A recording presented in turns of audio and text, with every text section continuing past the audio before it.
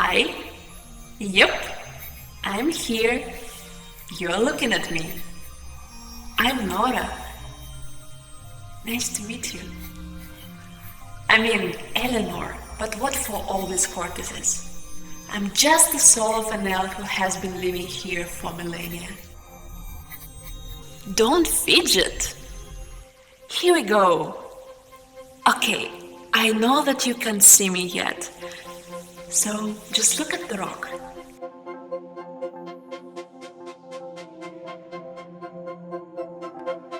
Since the bright Arctic sun turned all trolls into rocks, the elves lived here more freely. We could talk to the deers in their deer language and sometimes even visit Nisa for tea with cloudberry jam. Many Arctic elves live here guarding the nature, but I'm not one of them anymore. I became the fifth element in the world of the four elements, the quintessence, the core. I gave away my elf self in exchange for observing the constellation of Ursa Majore till the end of time. Well, can you see me now? Still no. Okay, maybe let's just start with you then. Look at the mountain now. Yes, right in front of you. Keep looking. If you stay with me long enough and be patient, you may see a part of yourself starting to emerge through it. Don't be afraid. You may even like it. Once this mountain was a huge troll who fell in love with the North Star and wanted to hide her from everyone so she would belong only to him. He put the North Star in a cube with such thick walls that even her light could not escape. Then Ursa Majore and Ursa Minore, through the signal system of their stars, asked the elves for help. Troll wanted to steal the North Star during the polar night, when it shines the brightest. So elves decided to play riddles with the troll for all night long. Did you know all trolls love riddles? Anyways, we have been making up new and new riddles. He was so carried away that he hasn't noticed how the onset of the Arctic sun turned him into this rock. Cool, right? Since then, many people come to this mountain. At first, they were just enchanted by it. Then, almost 100 years ago, people started to mine the stones for the breakwaters to protect themselves from the raging sea. They thought it was just the rock. They didn't know the soul of the troll was living in it. Anyways, with each stone chopped off, the troll was getting rid of his troll's ways and inclinations. Eventually, he softened up and even found his own voice. Sometimes I come here to chat with him about our boring, eternal stuff. Together we come up with new riddles to challenge people to find their answers. If you sit here or walk around, you can hang out with us.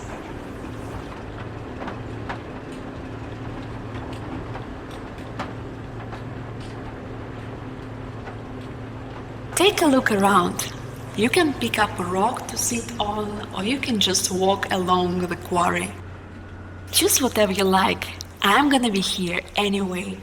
Hope you don't mind my company. Ready?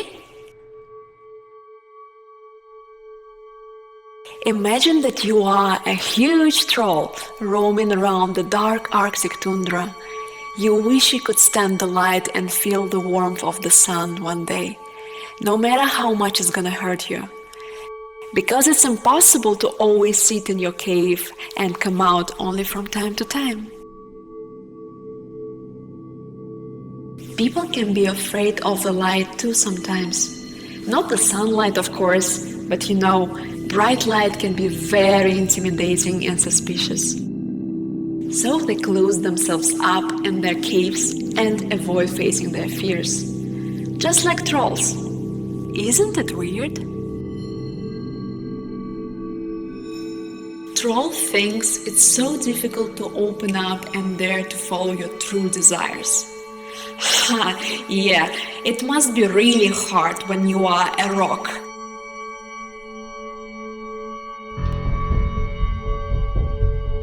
When people began to chop him off, stone by stone, he was afraid that he will completely disappear, that no one would ever see him locked in that mountain and hear his voice. Unlike the poor troll, you have a choice not to let anyone chop you off piece by piece. Sure, you can heal yourself to your own taste, gradually removing layer by layer your inhibitions and insecurities. What do you think about it? Can you see yourself in that rock now? If you could chop a thing or two from your own character or your life, what would it be?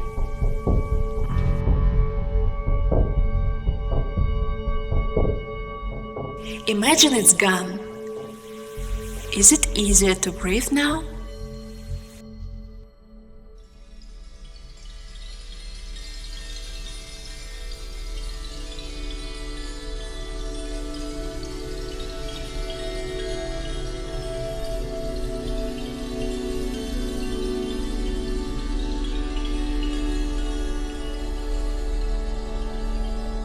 Have I lost you in your thoughts?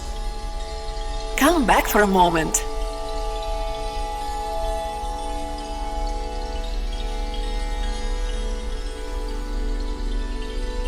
When I was little and the troll was not yet a rock, people were different. They kept looking at the stars and was speaking quietly. Sometimes I followed their steps and spied on them. You are pretty funny creatures, people. You come up with your high ideals and try to follow them. After some time, every ideal crumbles, and you come up with another one, no less high than the one before. You do that too, don't you?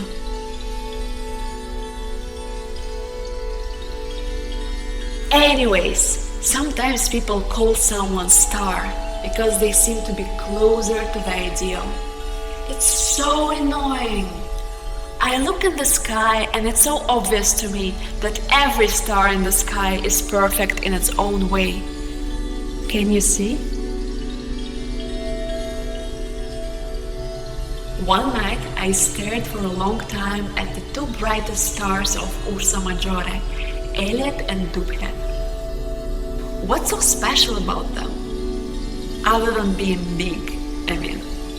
So I was wondering and pondering, why do people pay so much attention to them and overlook Alpha and Beta, which are true orienteers to the North Star?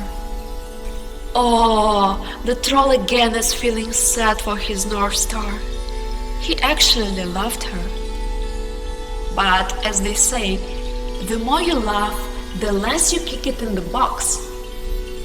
Love and freedom are very close in its nature, don't you think?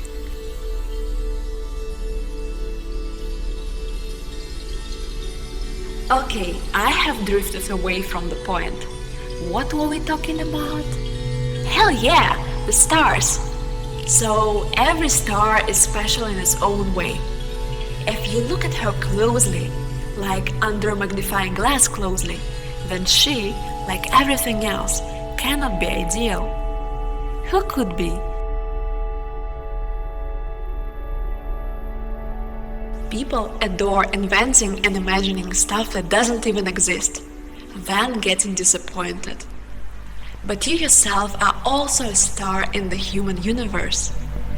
Remember that someone might be also watching you from the side, and maybe even fantasizing about your perfection. Cheer up!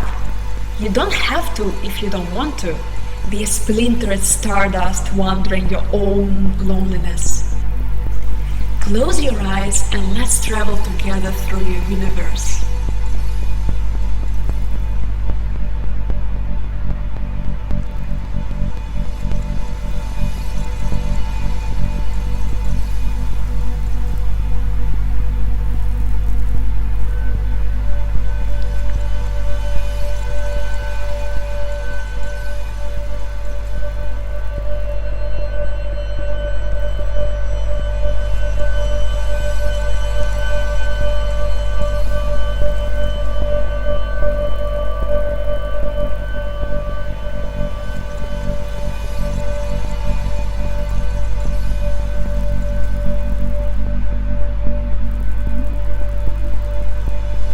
This was great! I suggest you do it more often. If you get stuck in your mental debris, you can always reach out to me. By the way, can you hear the troll voice? No? No worries. This stuff takes time. Sometimes we can't hear even our own inner voice speaking loud and clear. What to say about the quiet, only emerging voice of the stone troll? Do you know how your own voice sounds? Have you ever felt like you are turning into a stone and losing your voice? Maybe we should embarrass ourselves in front of a reindeer or two and just shout together at this rock? I would like to hear your voice. Let's try? 1, 2, 3.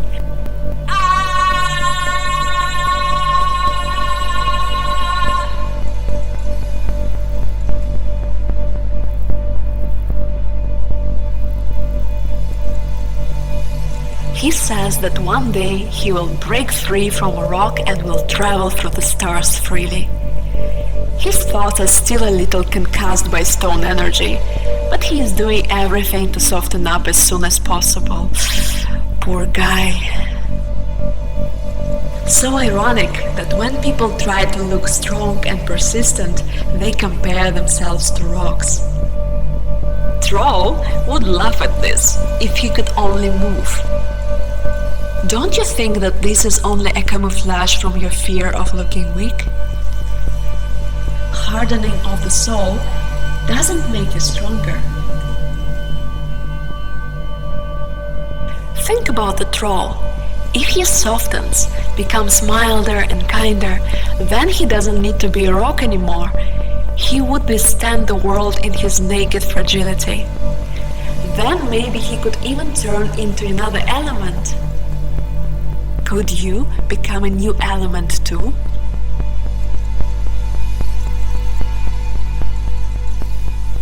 When I was a child, my mom gave me that difficult riddle. I'm still trying to figure it out, but I'm just the fifth element, the soul of an elf. Only Nora, who loves to stare at the URSA Maggiore for an indefinite period of time. Maybe one day you will learn to see my outlines, and we will stare at the stars together. If you enjoyed this trip, we will meet again somewhere in the Arctic or inside your kind heart. And by the way, watch out where you put your feet here. You might be stepping on the trolls inside the rocks. Take care of them and yourself. See you!